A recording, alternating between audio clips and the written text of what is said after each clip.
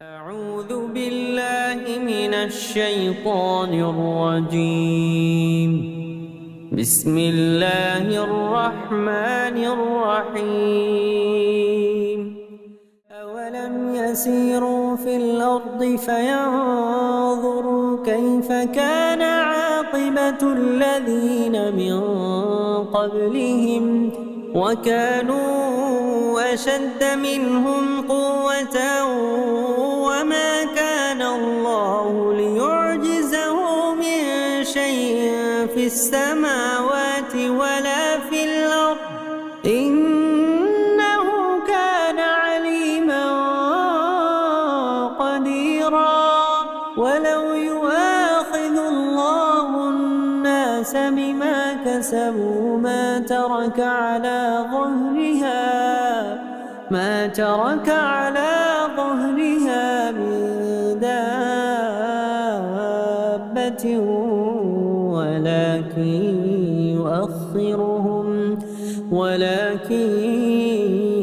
يؤخرهم إلى أجل مسمى فإذا جاء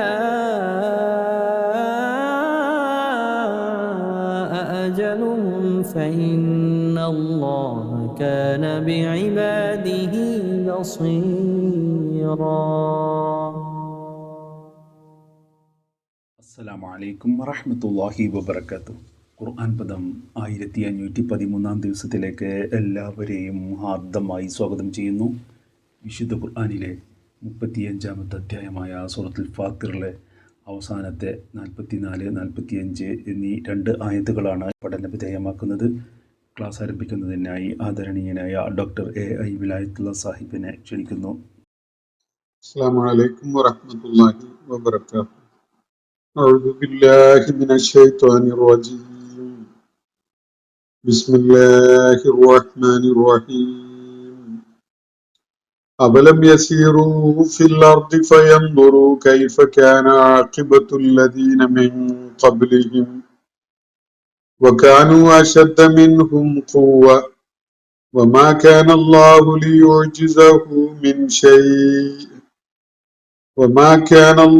ليعجزه من شيء في السماوات ولا في الأرض إنه كان عليما قديرا. ولو يؤاخذ الله الناس بما كسبوا ما ترك على ظهرها من دابة ولكن يؤخرهم إلى أجل مسمى فإذا جاء أجلهم فإن الله كان بعباده بصيرا. صدق الله العلي العظيم. സൂറത്ത് ഫാത്തിറിലെ 44, 45 എന്നീ 2 ആയത്തുകൾ അഥവാ ഈ സൂറത്തിലെ ഏറ്റവും അവസാനത്തെ 2 ആയത്തുകളാണ് നമ്മൾ ഇന്ന് പഠന വിധേയമാക്കുന്നത്. ഇന്നലെ നമ്മൾ പഠന വിധേയമാക്കിയ ആയത്തുകളുടെ ആശയപരമായ തുടർച്ച തന്നെയാണ് ഇന്ന് ഞാൻ നിങ്ങളെ കേൾപ്പിച്ചിട്ടുള്ള ആയത്തുകളുടേത്. വഅഖ്സമു ബില്ലാഹി ജഹദ അയ്മാനിഹിം എന്ന് തുടങ്ങുന്ന ആ ഭാഗം ഉണ്ടല്ലോ, സത്യനിഷേധികളെ മക്കയിലെ നബി സല്ലല്ലാഹു അലൈഹി വസല്ലം അഭിസംബോധന ചെയ്തുകൊണ്ടിരുന്ന വിശുദ്ധ ഖുർആന്റെ ദൈവികതയെ അംഗീകരിക്കാൻ കൂട്ടാക്കാതിരുന്ന ആളുകള്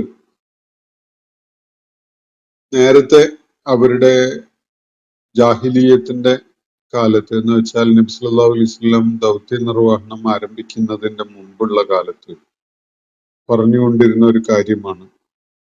അത് യഹൂദരോടും ക്രൈസ്തവരോടും ഒക്കെ ആയിട്ടാണ് അവർ പറഞ്ഞുകൊണ്ടിരുന്നത്.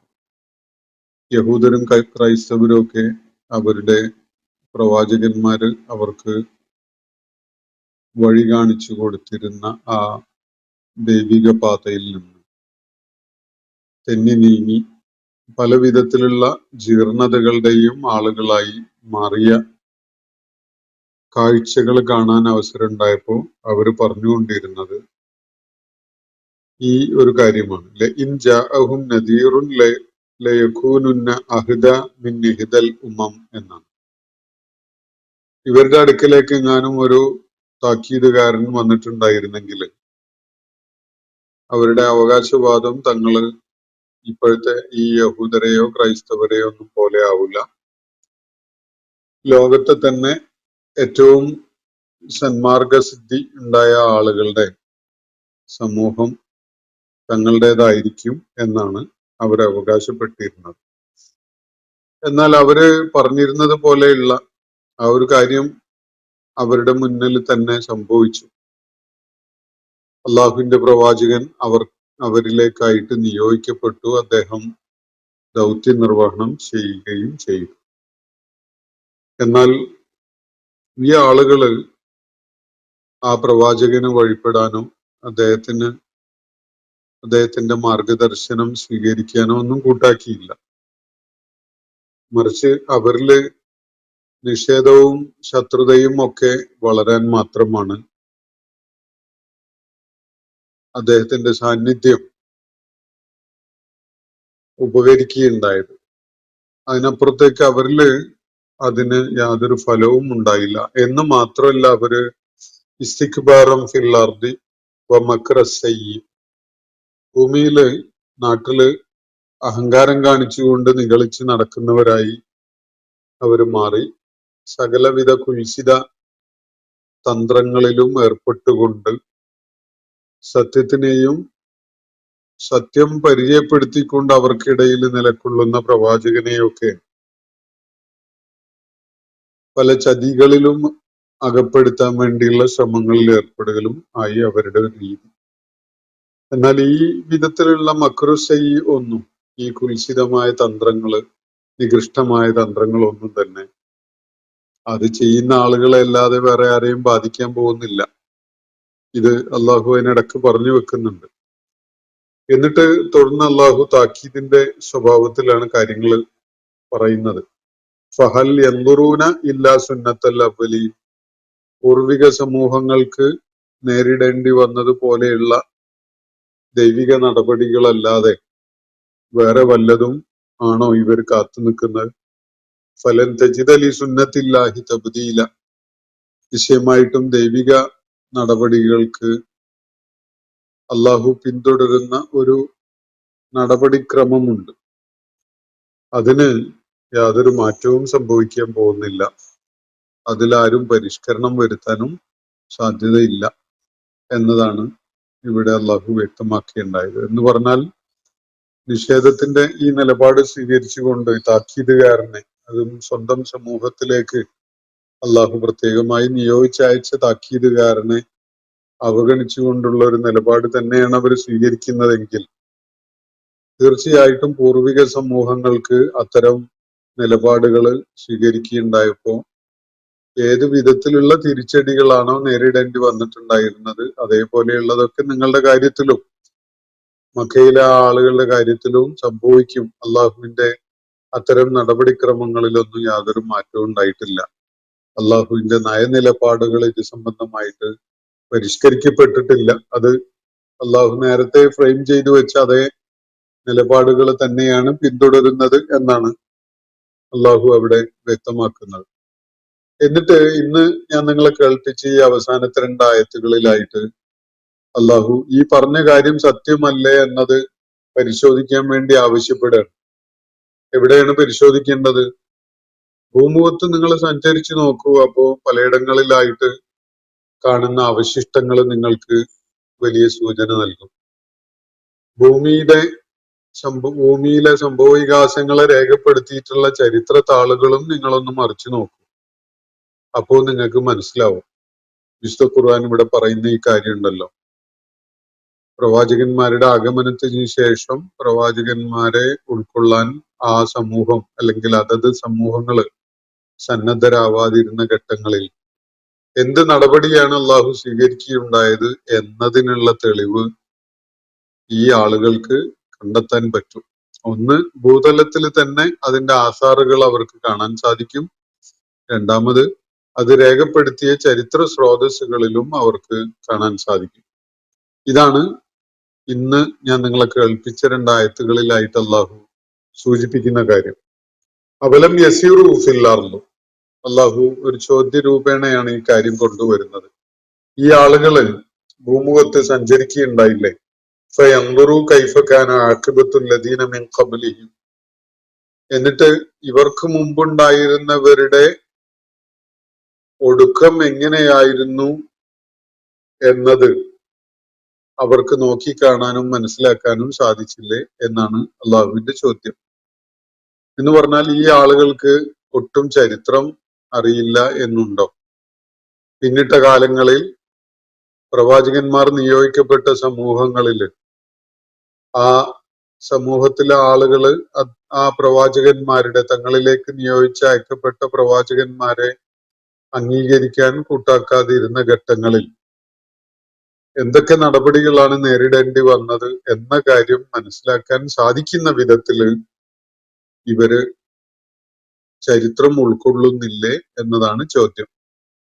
അത് ആ കാലഘട്ടത്തിലെ ആളുകൾക്ക് കൂടുതൽ സ്ട്രൈക്ക് ചെയ്യുന്ന ഒരു ശൈലിയിലാണ് കാര്യം പറഞ്ഞിരിക്കുന്നത്. അവലം യസീറു ഫിൽ അർള്, അവര് ഭൂമിയിൽ സഞ്ചരിക്കുകയുണ്ടായില്ലേ, അല്ലെങ്കിൽ സഞ്ചരിക്കുന്നില്ലേ?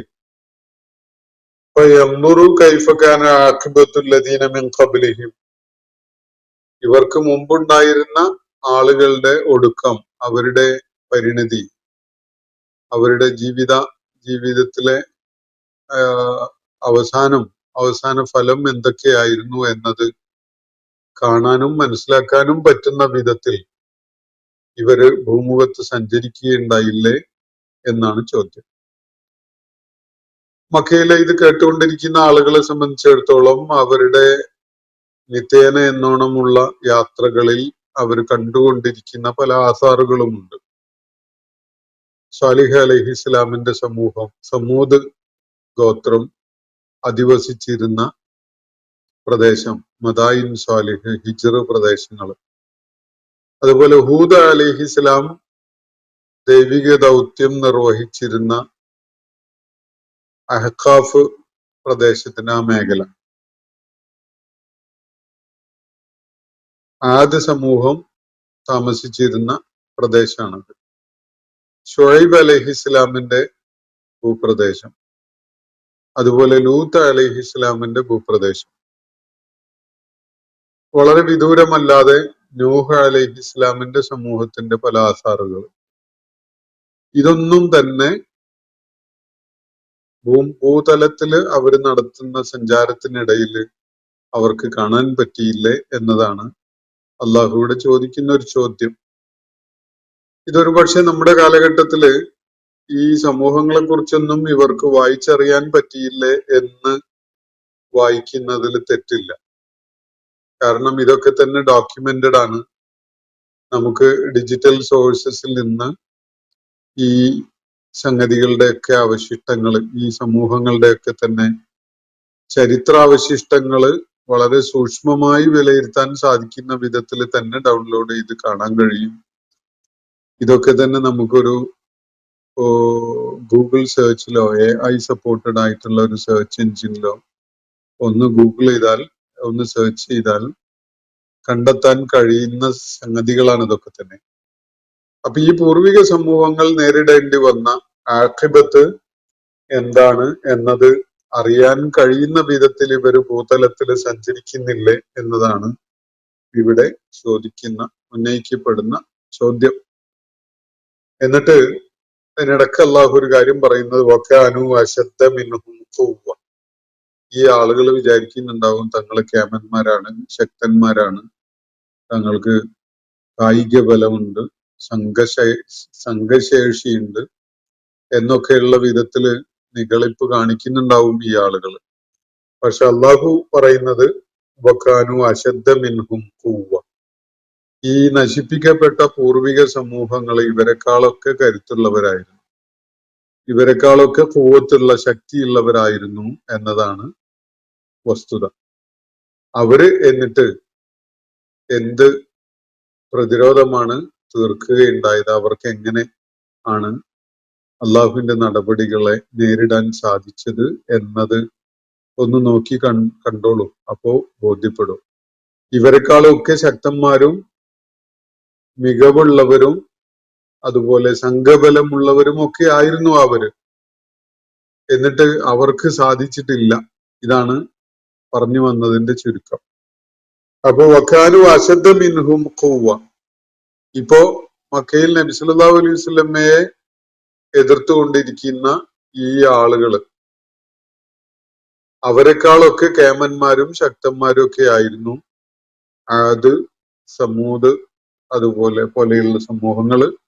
ലൂത്ത് അലൈഹി ഇസ്ലാമിന്റെ അനുയായികളായിരുന്ന നാട്ടുകാരായിരുന്ന സമൂഹം, ഷുഐബ് അലൈഹി ഇസ്ലാം ദൗത്യ നിർവഹണം നടത്തിയിരുന്ന മദിയനിലെ ആളുകൾ, ഇവരൊക്കെ തന്നെ ഇവരെക്കാളൊക്കെ വലിയ കഴിവുണ്ടായിരുന്ന ആളുകളാണ്. എന്നിട്ട് അവരൊക്കെ എവിടെ പോയി? അവർക്കൊക്കെ ഏത് നിലക്കുള്ള പ്രതിരോധമാണ് സാധിച്ചത്? അവര് പിൻഗാമികളില്ലാത്ത, പിന്മുറക്കാരില്ലാത്ത കുറ്റിയറ്റുപോയ ഒരു സമൂഹം അല്ലെങ്കിൽ സമൂഹങ്ങളായി മാറിയത് എങ്ങനെയാണ് എന്നതൊന്ന് പഠിച്ചു നോക്കൂ. അപ്പോ ഭൂതലത്തിലൂടെ ഇവര് സഞ്ചരിക്കുന്നില്ലേ? എന്നിട്ട് പൂർവിക സമൂഹങ്ങൾ നേരിടേണ്ടി വന്ന അവരുടെ ഒടുക്കം, അവരുടെ ആഖിബത്ത്, അവരുടെ പരിണിതി എന്തായിരുന്നു എന്നത് ഈ കൂട്ടർ മനസ്സിലാക്കുന്നില്ല. ഇവരെക്കാളൊക്കെ ഉള്ളവരായിരുന്നു അവര്. എന്നിട്ട് അള്ളാഹു പറയാണ്, വമാഖാന അല്ലാഹു ലിയുഅ്ജിസഹു മിൻ ഷൈ. അള്ളാഹുവിനെ അവർ മനസ്സിലാക്കിയിട്ടില്ല. അള്ളാഹുവിനെ തോൽപ്പിക്കാൻ അവര് മനസ്സിൽ സങ്കല്പിക്കുന്ന യാതൊന്നിനും സാധിക്കില്ല. ഇതാണ് അള്ളാഹു പറയുന്നത്. വമാഖാന അല്ലാഹു ലിയുഅ്ജിസഹു മിൻ ഷൈ. യാതൊന്നും തന്നെ അള്ളാഹു ഉണ്ടല്ലോ, അവനെ തോൽപ്പിക്കാൻ യാതൊന്നിനും തന്നെ സാധിക്കുകയില്ല. അതൊക്കെ ഓരോരുത്തരുടെ വലിയ വിചാരങ്ങളാണ്, വലിയ തോന്നലുകളാണ്. ഇങ്ങനെയൊക്കെ ദുരന്തം ഉണ്ടായാൽ ഞങ്ങൾ അത് ചെയ്ത് കളയും, ഇത് ചെയ്ത് കളയും എന്നൊക്കെ പഴയ കാലത്ത് പ്രളയം ഉണ്ടായപ്പോ വാപ്പായോടൊപ്പം കപ്പലിൽ കയറാൻ വേണ്ടി വിളിക്കപ്പെട്ട ഒരു മകൻ, നൂഹ് അലൈഹി ഇസ്ലാമിന്റെ മകൻ വിളിച്ചു പറഞ്ഞു, ഞാൻ ഈ പർവ്വതത്തിന്റെ മുകളിൽ കയറി രക്ഷപ്പെട്ടോളും എന്നൊക്കെ പറഞ്ഞു. അത് പറയുമ്പോ ജലവിധാനം വലിയ ഹിമാലയം പോലെയുള്ള പർവ്വതത്തിന്റെ ഏറ്റവും താഴ്ഭാഗത്താണ് ഉണ്ടായിരുന്നതെങ്കിൽ ആ മലയുടെ ഉച്ചിയിൽ കയറി നിന്നാൽ താൻ ഒരിക്കലും തന്നെ പ്രളയത്തിൽ പെടുകയില്ല എന്നൊക്കെ സങ്കല്പിക്കാൻ അയാൾക്ക് തോന്നിയിട്ടുണ്ടാവണം. പക്ഷെ അള്ളാഹു ആ നടപടിക്രമം പൂർത്തിയാക്കുന്നതോടെ പിന്നീട് നൂഹ് അലൈഹിസ്സലാമിനോടൊപ്പം പ്രളയത്തെ അതിജീവിക്കാൻ വേണ്ടി അദ്ദേഹത്തോടൊപ്പം ചേർന്ന ആളുകള് കയറി പറ്റിയിരുന്ന കപ്പല് ആ പർവ്വതത്തിന്റെ ഏറ്റവും ഉച്ചിയിലാണ് നങ്കൂരമിടുന്നത്, ചെന്ന് നിൽക്കുന്നത്. അപ്പൊ ആവി ഇല ജബലിൻ ഖരീബ്നോ എന്നൊക്കെ ഖുർആൻ അതിനെപ്പറ്റി സൂചിപ്പിക്കുന്നത് കാണാം. ഒരു പർവ്വതത്തിന്റെ മുകളില്, ഏതോ ഒരു പർവ്വതത്തെ സൂചിപ്പിച്ചുകൊണ്ട് ഞാൻ അതിന്റെ മുകളിൽ കയറിപ്പറ്റി രക്ഷപ്പെട്ടോളാം എന്ന് മകൻ നൂഹ് അലൈഹി ഇസ്ലാമിനോട് പറയാണ്, ഞാൻ നിങ്ങളെ കൂടെ കൂടുന്നില്ല എന്ന് പറഞ്ഞുകൊണ്ടാണ് ഈ വലിയ അവകാശവാദം അല്ലെങ്കിൽ നിഗളിപ്പ് കാണിച്ചുകൊണ്ടുള്ള വർത്താനം നടത്തുന്നത്. അപ്പോ അള്ളാഹു ആ നിലപാടുള്ള, ആ മാനസികാവസ്ഥയിൽ കഴിയുന്ന സകല മനുഷ്യരോടുമായിട്ട് പറയുന്ന ഒരു കാര്യം, വമാഖാനല്ലാഹു ലിയുഅ്ജിസഹു. അള്ളാഹു ഉണ്ടല്ലോ, അവനെ തോൽപ്പിച്ച് കളയാമെന്ന് ആരും കരുതണ്ട.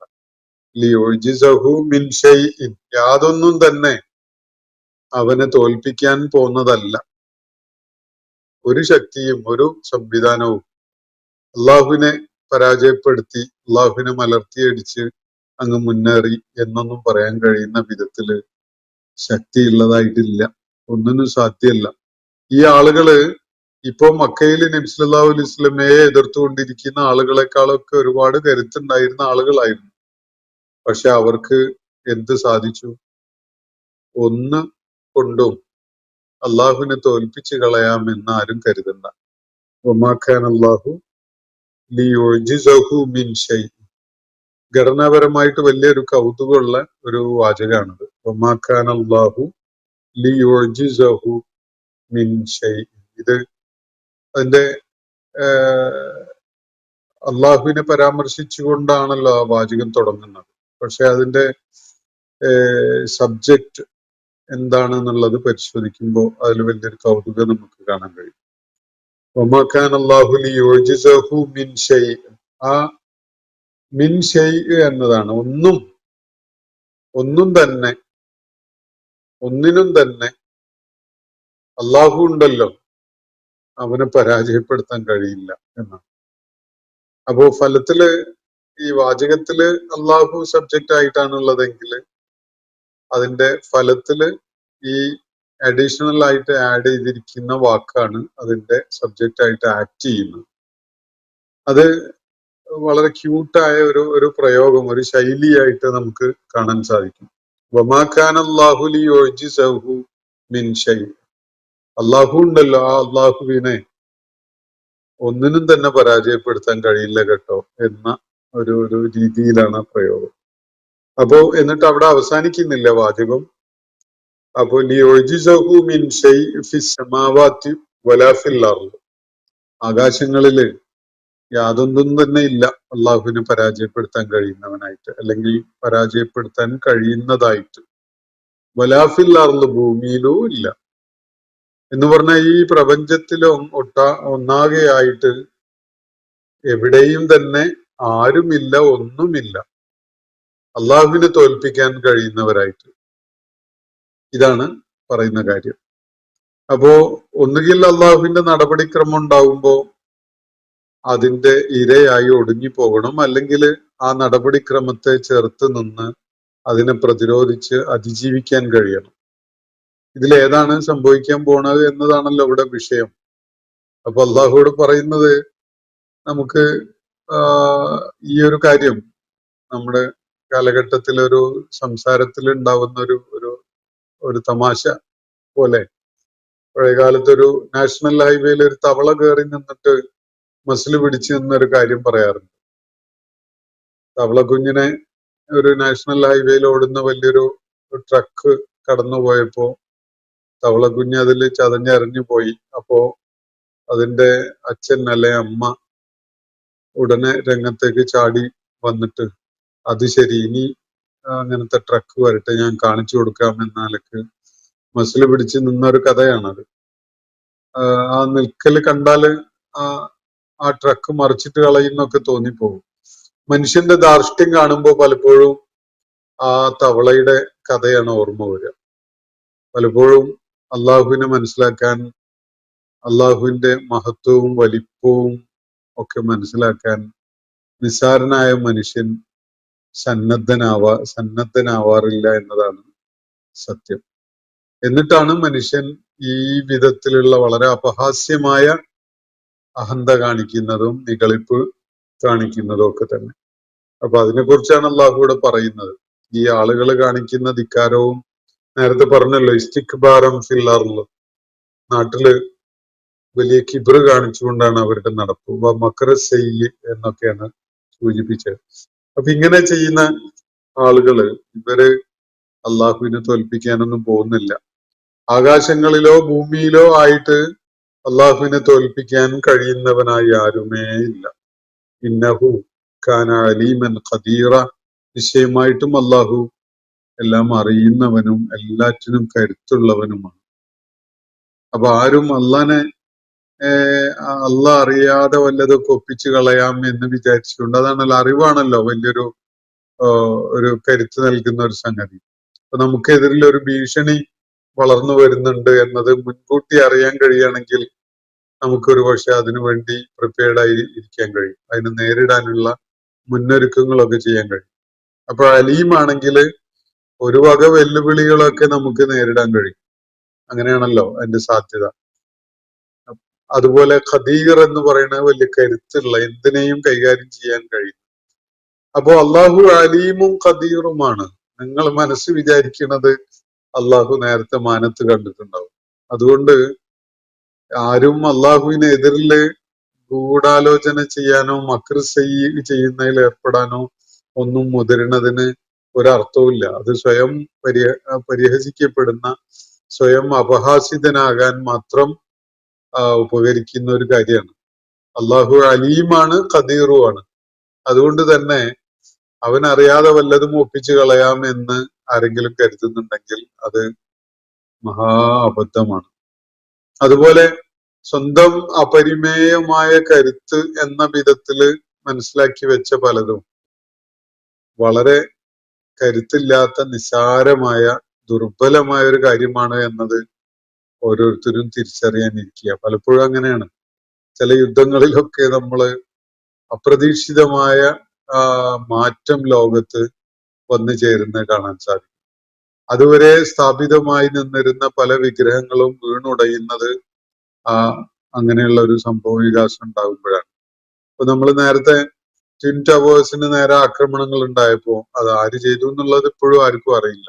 അത് അല്ലെങ്കിൽ അറിയാനും വെളിപ്പെടുത്താനും ലോകം കൂട്ടാക്കുന്നില്ല എന്നതാണ് ശരി.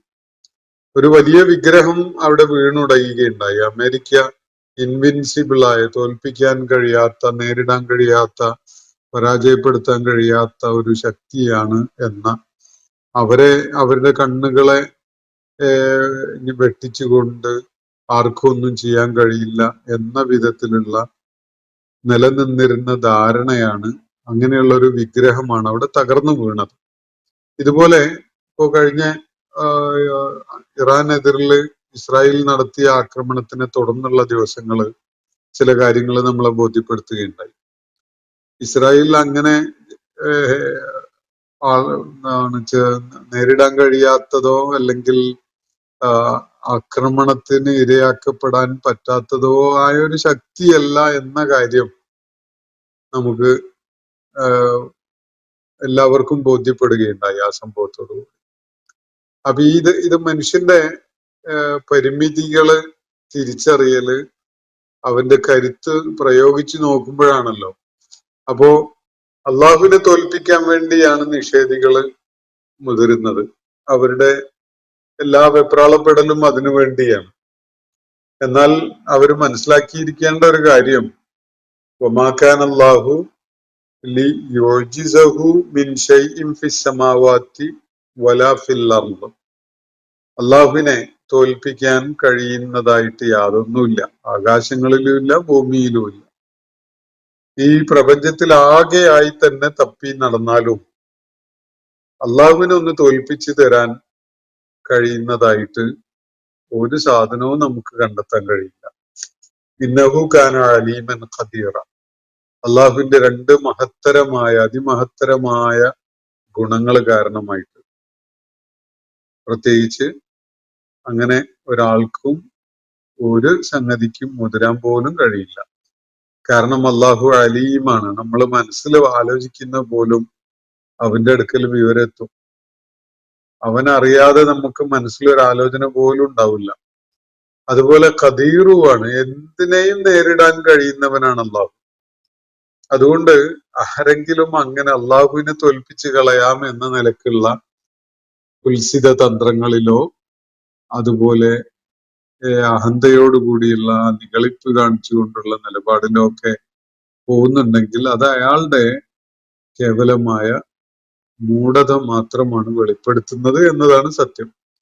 എന്നിട്ട് സ്വാഭാവികമായിട്ടും ഉയരുന്ന ഒരു ചോദ്യമുണ്ട്, അങ്ങനെയാണെങ്കിൽ പിന്നെ എന്തുകൊണ്ട് ഈ ആളുകൾ ഇത്രയും ധിക്കാരം കാണിച്ചിട്ടും അഹങ്കാരം കാണിച്ചിട്ടും അങ്ങനെ ഭൂമുഖത്തൂടെ ഞെളിഞ്ഞു നടക്കുന്നു? അവർക്ക് എങ്ങനെയാണ് അതിന് സാധിക്കുന്നത് എന്നതാണല്ലോ ഒരു വിഷയം. എന്തുകൊണ്ട് അള്ളാഹു അവർക്കെതിരിൽ ഉടനെ നടപടി എടുക്കുന്നില്ല? അള്ളാഹു കരുത്തനാണ്, ഇവര് ദുർബലരാണ്. എന്നിട്ടും ഇവർ അള്ളാഹുവിനെ ധിക്കരിക്കുകയും ഈ വിധത്തിലുള്ള കിബർ കാണിച്ചുകൊണ്ട് നടക്കുകയൊക്കെ ചെയ്തിട്ട് ഒരു നടപടി ഉണ്ടാവാത്തത് എന്തുകൊണ്ടാണ് എന്നൊരു ചോദ്യം സ്വാഭാവികമായിട്ട് ഉയർന്നു വരും. അള്ളാഹു കരുത്തുള്ളവനാണ് പോലും, എന്നിട്ട് ഇവർക്കെതിരിൽ എന്താ ചെയ്തത്?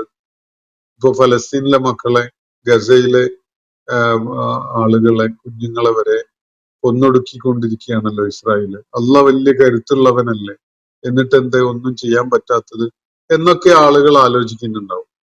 അപ്പോ അതിനുള്ള ഒരു ഉത്തരമാണ് അള്ളാഹു ഈ സൂറത്തിന്റെ അവസാന ആയത്തില് പറയുന്നത്. വലൗ യുആഖിദുല്ലാഹു നാസ ബിമാ കസബു. അള്ളാഹു ജനങ്ങള് ചെയ്യുന്ന അതിക്രമങ്ങളുടെ പേരിൽ അവരെ ഉടനെ പിടികൂടുകയാണെങ്കിൽ, വലൗ യുആഖിദുല്ലാഹു നാസ, അള്ളാഹു ജനങ്ങളെ പിടികൂടുകയാണെങ്കിൽ ബിമാ കസബു, അവരുടെ ചെയ്തികൾ കാരണമായിട്ട്, അവരുടെ ഈ ദുഷ്ടപ്രവർത്തനങ്ങൾ കാരണമായിട്ട് അള്ളാഹു ഉടനെ തന്നെ അവർക്കെതിരിൽ നടപടി സ്വീകരിക്കുന്ന വിധത്തിൽ പിടികൂടുകയാണെങ്കിൽ മാ തറക്ക അലാ ലഹരിഹ മിൻ ദാബ്ബ, ഭൂമുഖത്ത് അവൻ ഒരു ജീവിയെയും ഒരു ജന്തുവിനെയും വെച്ചേക്കുമായിരുന്നില്ല. കാരണം അള്ളാഹു എന്തെങ്കിലും നടപടി സ്വീകരിക്കേണ്ട വിധത്തിലാണ് എല്ലാവരും തന്നെ ഉള്ളത്. എന്തെങ്കിലുമൊക്കെ അള്ളാഹുവിനോട് ധിക്കാരമോ നന്ദികേടോ അല്ലെങ്കിൽ വേണ്ട പരിഗണന നൽകാതിരിക്കലോ ഒക്കെ കാണിച്ചിട്ടുണ്ടാവും. അതുകൊണ്ട് തന്നെ ആരുടെയെങ്കിലും ചെയ്തികളെ അടിസ്ഥാനപ്പെടുത്തിക്കൊണ്ട് അള്ളാഹു ഉടനെ ശിക്ഷാ നടപടികൾ സ്വീകരിക്കുക എന്നൊരു നയം അള്ളാഹുവിനുണ്ടായിരുന്നെങ്കിൽ ഭൂമുഖത്ത് ഒരു ജന്തുവും ഉണ്ടാവുമായിരുന്നില്ല, ഭൂമുഖത്തൊരു ജീവിയും അവശേഷിക്കുമായിരുന്നില്ല. അപ്പൊ ഇതില് അല ബഹരിഹ എന്നാണ് ഇവിടെ ഉപയോഗിച്ചിരിക്കുന്ന പ്രയോഗം. അത് നേരത്തെ പരാമർശിച്ച അർള് എന്നതിലേക്കുള്ള ഒരു റെഫറൻസ് ആണ്, ഒരു സൂചനയാണ്. നേരത്തെ അർള് എന്നത് ആകാശങ്ങളിലും ഇല്ല ഭൂമിയിലും ഇല്ല എന്ന് പറഞ്ഞല്ലോ. എന്നിട്ട് അള്ളാഹു തുടർന്നൊരു കാര്യം പറയുകയാണ് ഇവിടെ. അള്ളാഹു അവനെ ധിക്കരിക്കുന്ന അല്ലെങ്കിൽ ദുഷ്പ്രവൃത്തികളിൽ ഏർപ്പെടുന്ന ആളുകൾക്ക് എതിരിൽ നടപടി സ്വീകരിക്കുക എന്നത് അവന്റെ ഒരു നയമായിട്ട്, ഉടനെ നടപടി സ്വീകരിക്കുക എന്നത് അവന്റെ ഒരു നയമായിട്ട് പിന്തുടരുന്നുണ്ടായിരുന്നുവെങ്കിൽ ഭൂമുഖത്ത് ഒരു ജീവിയും അവശേഷിക്കുമായിരുന്നില്ല, ഒരു ജന്തുവും ഉണ്ടാവുമായിരുന്നില്ല എന്നാണ് അള്ളാഹു ഇവിടെ പറയുന്നത്. എല്ലാം തന്നെ അള്ളാഹുവിന്റെ നടപടിക്ക് ഇരയായി കഴിഞ്ഞിട്ടുണ്ടാവും. വലാക്കി യുഅഖിറുഹും, എന്നാൽ അള്ളാഹു അവർക്ക് അവധി നീട്ടിക്കൊടുത്തിരിക്കുകയാണ്, അവരെ പിന്തിപ്പിച്ചിരിക്കുകയാണ്. അവരുടെ കാര്യത്തില് നടപടി ഉണ്ടാവുക എന്നത് ഡിലേ ചെയ്യിച്ചിരിക്കുകയാണ്.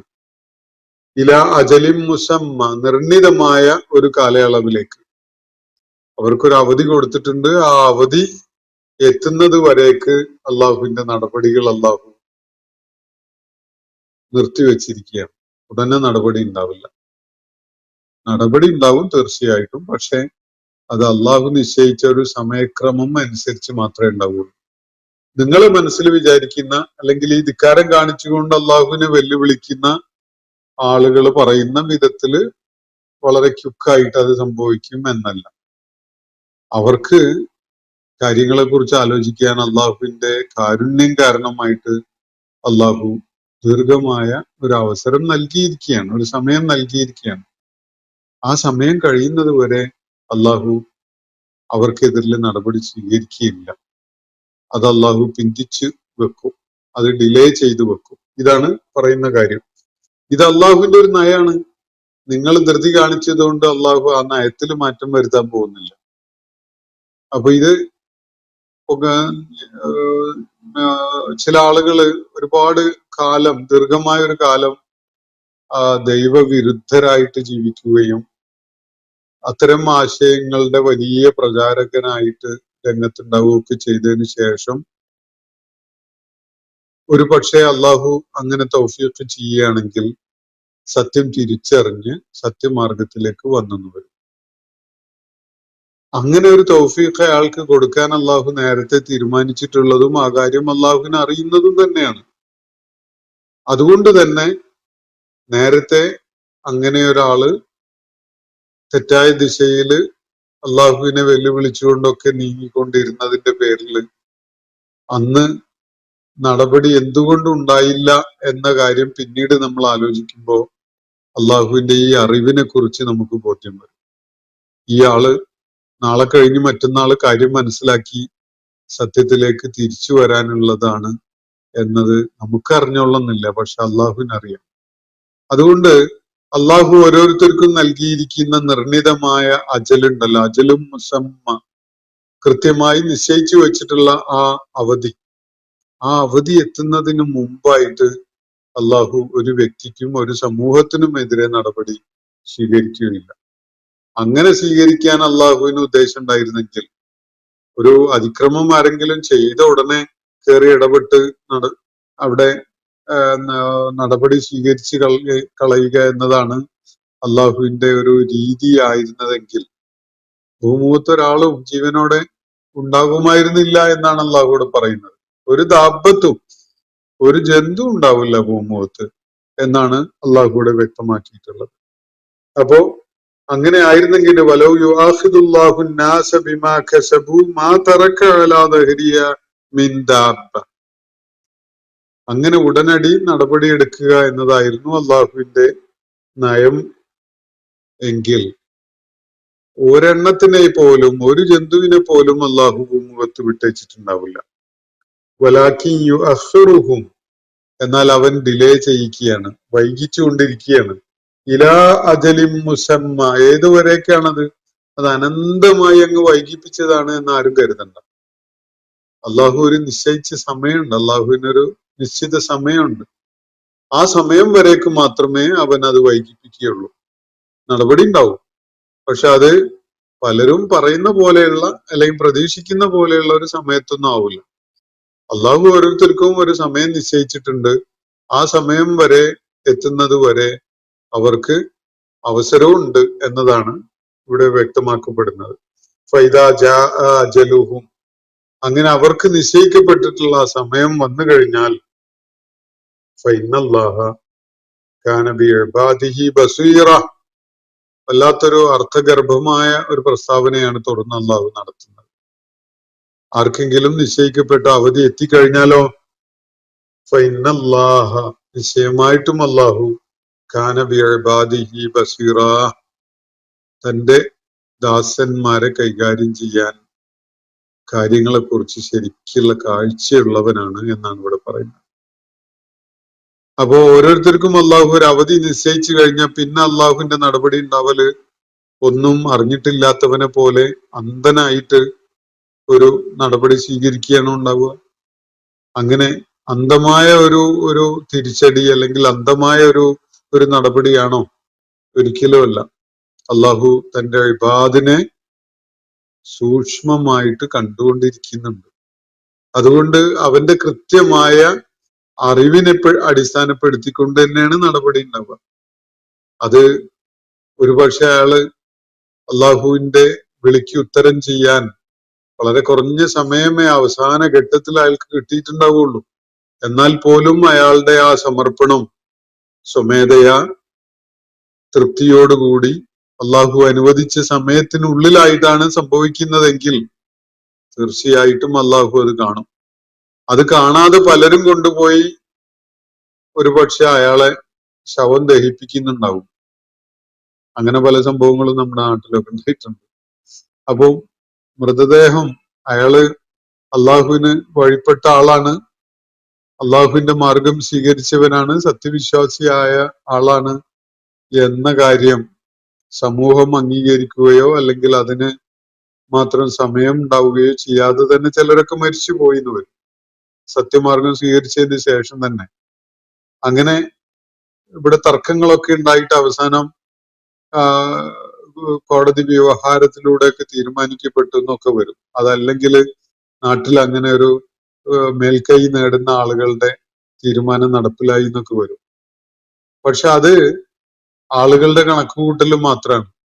അള്ളാഹുവിന്റെ വിലയിരുത്തലിന് അതൊന്നും മാനദണ്ഡമല്ല. ഫൈനല്ലാഹ കാന ബിഇബാദിഹി ബസീറ, നിശ്ചയമായിട്ടും അള്ളാഹു അവന്റെ ഇബാദുകളെ, അവന്റെ ദാസന്മാരെ കൃത്യമായിട്ട് കണ്ടുകൊണ്ടിരിക്കുന്നവനാണ്, സൂക്ഷ്മമായിട്ട് കണ്ടുകൊണ്ടിരിക്കുന്നവനാണ്. അവന്റെ സമയം കഴിയുന്നതിന് മുമ്പ് അള്ളാഹു അനുവദിച്ച ആ സമയ ഘടനക്കകത്തായിട്ട് അയാൾ സൗഭാഗ്യം സിദ്ധിച്ചവനായി മാറിയിട്ടുണ്ടെങ്കിൽ അത് കാണാതെ ഇരിക്കുന്നവനല്ല അള്ളാഹു. തീർച്ചയായിട്ടും അത് കാണും. അള്ളാഹു അയാളിൽ ഉണ്ടായ ആ മാറ്റത്തെ അംഗീകരിക്കുകയും ചെയ്യും. എന്നാൽ മനുഷ്യര് പലപ്പോഴും അങ്ങനെയല്ല. അതേപോലെ തന്നെയാണ് അള്ളാഹുവിന്റെ ചിലർക്ക് അവരുടെ ഒരു സത്യമാർഗം സ്വീകരിച്ചു എന്ന് വെക്കുക, ദീർഘകാലത്തെ തിന്മയുടെയും അസത്യത്തിന്റെയൊക്കെ വഴി പിന്തുടർന്നതിന് ശേഷം ഒരാള് സത്യമാർഗം സ്വീകരിച്ചു എന്ന് വെക്കുക. എന്നാൽ പോലും അള്ളാഹു ആ വ്യക്തിയുടെ തുടർന്നുള്ള ജീവിതത്തെ വിലയിരുത്തും. അള്ളാഹു കണ്ടുകൊണ്ടിരിക്കുന്നുണ്ട്. അത് ഏത് വിധത്തിലുള്ള ഒരു നിലപാടാണ് അയാളിപ്പോ സ്വീകരിച്ചിരിക്കുന്നത്, അത് സ്വീകാര്യമായ ഒരു സംഗതിയാണോ, അത് അദ്ദേഹത്തിന്റെ ജീവിതത്തെ പരിവർത്തിപ്പിച്ചിട്ടുണ്ടോ, തുടങ്ങിയിട്ടുള്ള കാര്യങ്ങളൊക്കെ സൂക്ഷ്മമായിട്ട് നിരീക്ഷിക്കാൻ കഴിയുന്നവനാണ് അള്ളാഹു.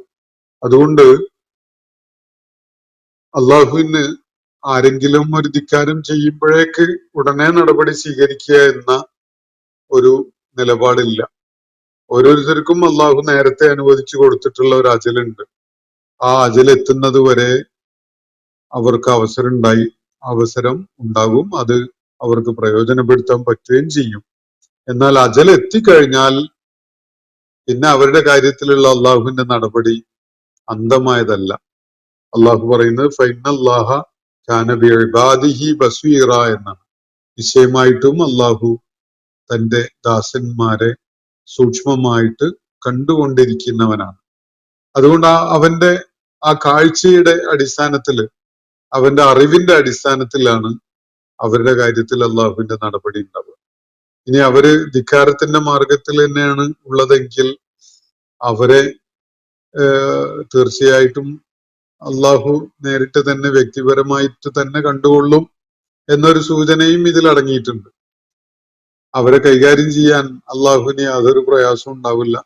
അവരെ വേണ്ട വിധത്തില് അള്ളാഹു തന്നെ കണ്ടുകൊള്ളും എന്ന ഒരാശയവും ഈ ആയത്തിന്റെ ഈ അവസാന ഭാഗത്തിന് ഉള്ളതായിട്ട് കാണാൻ കഴിയും. ചില ട്രാൻസ്ലേഷൻസിലൊക്കെ അങ്ങനെ കൊടുത്തിട്ടുള്ളതും നമുക്ക് കാണാൻ സാധിക്കും.